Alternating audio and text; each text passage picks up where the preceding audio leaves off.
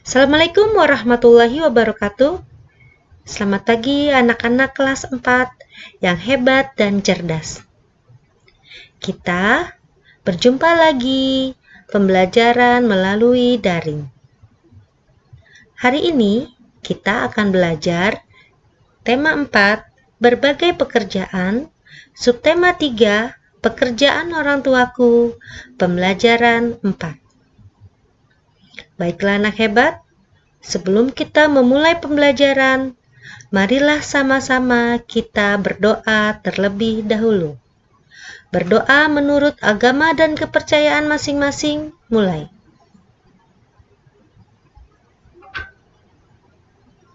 Berdoa selesai. Oke anak hebat.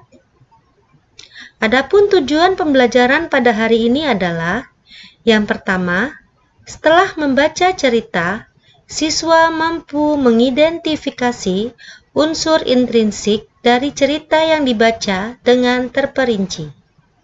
Yang kedua, setelah membaca cerita, siswa mampu menuliskan unsur intrinsik cerita yang dibaca dalam bentuk peta pikiran dengan terperinci. Yang ketiga, setelah membaca cerita, siswa mampu menghubungkan sikap tokoh dengan pengamalan sila ketiga Pancasila dengan benar. Yang keempat, setelah membaca cerita, siswa mampu menceritakan kegiatan yang bisa dilakukan dalam kehidupan sehari-hari sesuai sila ketiga Pancasila dengan benar. Tahukah kamu pekerjaan seorang kepala desa? Hal-hal baik apa yang bisa kita contoh dari mereka? Mari kita simak pembelajaran berikut ini. Pak Tulus bekerja sebagai kepala desa di Desa Serehwangi. Pak Tulus ingin warga desanya mempunyai rasa persatuan dan kesatuan. Ayo kita cari tahu cerita tentang Pak Tulus.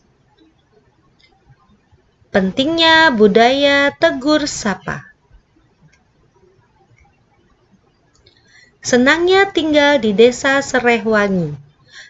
Kedekatan hubungan antar warga membuat mereka saling menjaga. Tidak semua warga Desa Serehwangi merupakan penduduk asli.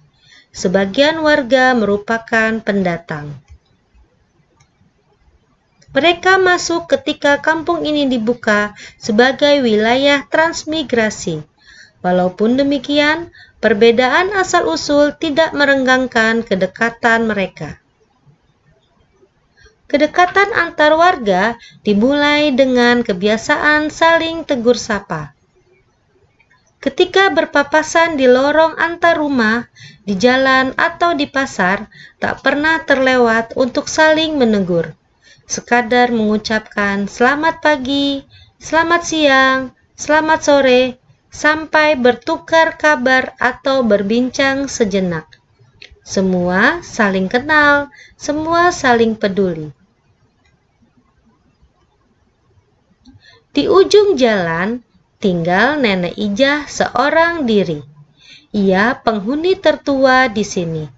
Walau begitu, ia masih mandiri melakukan kesibukan di rumahnya.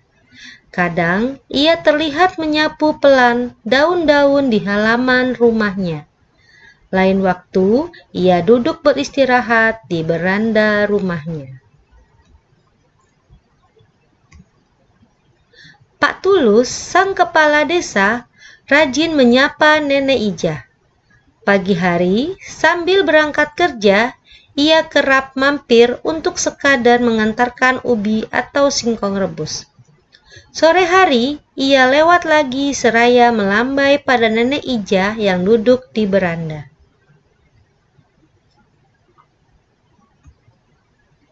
Pada suatu pagi, Pak Tulus tidak menjumpai Nenek Ijah di halamannya. Sore harinya, beranda rumah Nenek Ijah masih tetap sepi. Pak Tulus menyempatkan untuk singgah. Pak Tulus mengetuk pintu tetapi tak dijawab. Pak Tulus membuka pintu dan melangkah masuk.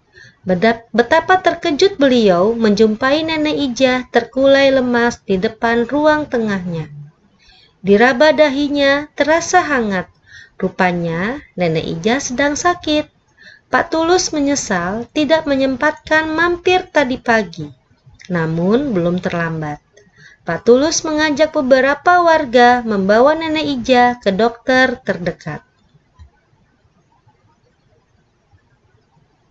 Pak Tulus mengatur jadwal warga yang akan bergantian menjaga Nenek Ija sampai pulih. Tidak ada warga yang menolak.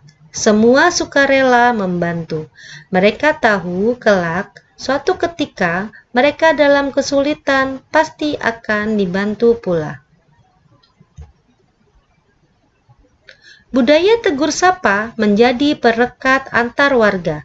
Budaya tegur sapa membangun kepedulian terhadap sesama manusia.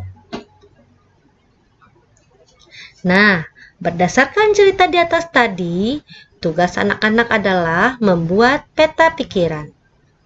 Kalian membuat peta pikiran, menyebutkan apa judul ceritanya, siapa saja tokohnya, apa sifat tokoh-tokohnya, tempat atau latar belakang cerita, awal ceritanya bagaimana, akhir ceritanya bagaimana, dan pesan moral apa yang disampaikan dalam cerita tersebut.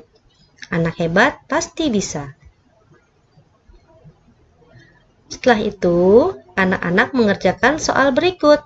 Yang pertama, berdasarkan cerita di atas, tulislah hal-hal baik yang bisa dicontoh dari Pak Tulus. Selanjutnya, apakah Pak Tulus sudah mengamalkan sila ketiga Pancasila? Jelaskan. Berdasarkan cerita di atas, tulislah hal-hal baik yang bisa dicontoh dari warga desa Serehwangi. Selanjutnya, apakah warga desa Serehwangi sudah mengamalkan sila ketiga Pancasila? Jelaskan. Meskipun kamu bukan warga desa Serehwangi, hal apa yang kamu lakukan melihat kondisi Nenek Ija? Jelaskan alasanmu. Yang terakhir, sikap-sikap baik apa yang bisa kamu contoh dari warga desa Serehwangi? Dalam kehidupan sehari-hari, apalagi yang bisa kamu lakukan untuk mengamalkan sila ketiga Pancasila? Kegiatan bersama orang tua. Sampaikan kepada orang tuamu kisah tentang Pak Tulus. Diskusikan nilai-nilai yang bisa kamu dan keluargamu ambil. Baik anak hebat, selesai sudah pembelajaran kita pada hari ini. Jangan lupa selalu jaga kesehatan dan tetap semangat. Sampai jumpa. Wassalamualaikum warahmatullahi wabarakatuh.